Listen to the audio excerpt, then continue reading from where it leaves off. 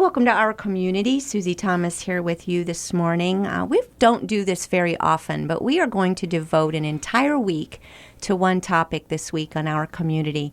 And with November being Adoption Month, we are going to spend the whole week talking about adoption. And wanted to look at it from a lot of different perspectives, hear a lot of different voices and a lot of different stories from awesome people in our community. We're going to kick it off this morning with Renee Nelson and Rosemary Hoover. Good morning to both of you. Good morning. Good morning. The whole topic of adoption begins with a birth mother and their baby, and you both are birth mothers who chose to place your babies for adoption in other homes. Mm-hmm. And we're, first of all, so grateful to you for coming here this morning and sharing your stories with us. And second, we're eager to hear them. So who would like to go first? We've got Rosemary or Renee. So dibs, first dibs. I'll go first. I want to say thank you, Susie, for inviting us.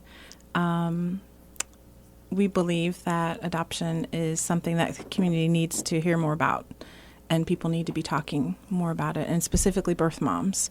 I've been married 20 years to my husband, and we have one son together. But my 17-year-old son didn't make me a mom first. Mm-hmm. So I have a daughter, Rebecca, who's 30, and I placed her for adoption when I was 17. That's really where my journey began. Let's go back then. Let's talk about those days, teenager stuff and boy-girl and dating stuff and all that, and dating relationships, and you're sure you're in love. And take us to that time, if you would, and talk about, help us get into your head and what was going on in your mind, and particularly when you got the news that you were pregnant. Oh, boy. Well, I would say that my experience as a teenager was sort of typical. I came from a divorced family home and didn't really have a lot of male structure in my home as a young teen, like 13 and on.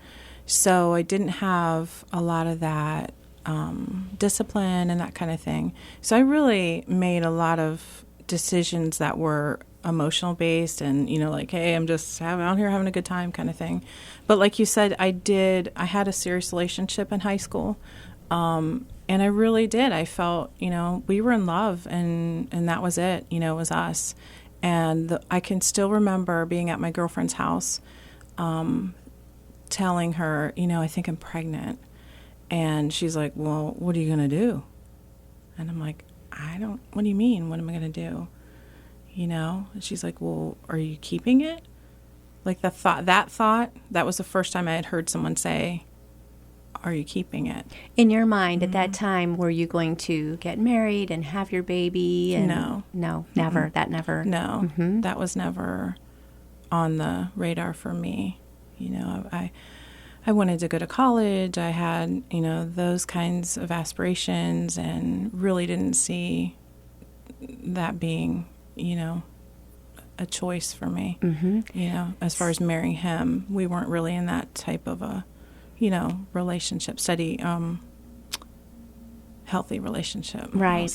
Yeah. When the toughest thing you've got to decide together is which movie to go to. Right. And those are completely different kinds of decisions to make than his response when you found out the news that you were having a baby. Right. He was positive about it, but still confused. We're teenagers, and he not really. I can't really speak for him. We don't have a relationship now, but a lot of disconnect with support system. I think that was a big thing for me. Is that I really didn't feel that I could raise a child at that time in my life. Who was going to be with it if I had to get a job? Who was going to be with it while I finished school? Who was going to help me take the baby to the doctor? I mean, there were so many questions that I had that were just not something that I could, handle. So really. you're talking with your friend, and she says, "What are you going to do?" Right. So this put what in your head that you had not considered before? Well, the abortion. That was the first time I had thought about Are it. you going to keep Right. it? Mm-hmm. And my girlfriend was like, you can't finish school, because at that time I was very interested in going to art school and, kind of had that on my radar and different things. And you She's are like, so talented. Let me just Susie. say, oh my, She, yes. She is. I just, I threw you off right. there. Your friend we're put talking the idea about, right, about abortion in your head. She had a friend that had an abortion, a girl that I didn't know. She was from another school. And she said, it was no big deal. It really wasn't, this, that, and the other thing. And I remember thinking, no, that just doesn't sit right with me. It just didn't settle right with me. Why do you think? Why do you think that, what was in your heart, in your mind at that time, that the thought of abortion didn't sound like, oh, there's an easy way out, I ought to check into this? Right. For me personally, I'm extremely emotional, like an extremely emotional person. And I just remember feeling that's a person, And how would I get my head around that? Even at a time super in history, Right. when this is the option late was 80s, right. rather new Right. still, when everyone was being told, Right. this is a clump of cells, this is easy to do and take care Right. of your problem. How interesting that even then at that point, Right. in your heart, you knew this person as a person. Right. I believe that was the Lord. I mean, to fast forward in my story now, to where I'm at now with my relationship and, reconciliation with my daughter and being able to meet her and speak with her and meet her mom, meet her mom. We are going to we're going to get there. That is that a is miracle. Just so cool. You actually have a relationship with your birth daughter, Yeah. and with her adoptive parents. Right. And how neat that you've gotten to be a part of her life. Let's pause. Let's put Renee on pause a little bit. We're going to go to Rosemary, and you have a very different story. Would you share with us? Yeah, my story couldn't be any more different than Renee's. I was a college sophomore. I was 19 at the time, and I was a victim of date rape. It was a boy I had been dating for maybe a month or so. And it was right around this time of the year, so October's always very difficult for me. And I put myself in a situation that I probably shouldn't have put myself in, but he had no right to do what he did to me. Right. So it was the first time I'd ever experienced anything like had done that, and ended up pregnant. And college student away from home, dealing with this, thinking, oh my goodness, what am I going to do? So, it was 35 years ago, almost 36, it was 36 years ago, and I'm trying to remember exactly whether it was at Thanksgiving or Christmas I came home. I confirmed with a pregnancy test that I was pregnant, and I came home and I told my parents. And my mom said, well, we'll work through this, and we'll go to an adoption agency, and we'll take, it was never, abortion was never on the table for me either. I was raised Roman Catholic, so that was, kind of a strong feeling that it wouldn't be an option for me. I never believed it, and my mom kind of confirmed that. My parents were devastated, and I never told them the circumstances. That's interesting. Because at the time, I didn't realize what had happened. Yeah. Honestly, it took me probably 10 years to realize that I had been raped. It wasn't something you talked about on campus. It wasn't something you heard about on campus. Pregnancies, yes. Most of them ended in an abortion, unfortunately. But it wasn't something that you heard about. So it never dawned on me until I had a conversation with my mom 8 or 10 years later. And she said something to me, and I said, do you think I wanted this to happen? I said, this wasn't my choice. It's not like I was sleeping around. So I think my mom was hurt in a lot of ways that I didn't realize because it never dawned on me that I had been raped. Yeah. So I think how neat for you that they showed you support from the beginning, that they came alongside you to have parental support, Right. even not realizing that you had been violated. This was Right. not your choice. right. And you're right. Back in, if we're talking about early 80s. We're talking about 1981. Yeah, it was October 1981. Then, no, this was not discussed. In fact, I don't know that the term date rape had ever been spoken before. It was going on. Believe me, it was going on. Sure. But I don't think it was not ever spoken of. Now, in today's culture, the kids are talking about it, and there's a lot more awareness, which makes me happy. But Well, how did that feel suddenly, like maybe 10 years later, to find out, oh, wait a minute, I really was a victim? At what point did you realize you were a victim?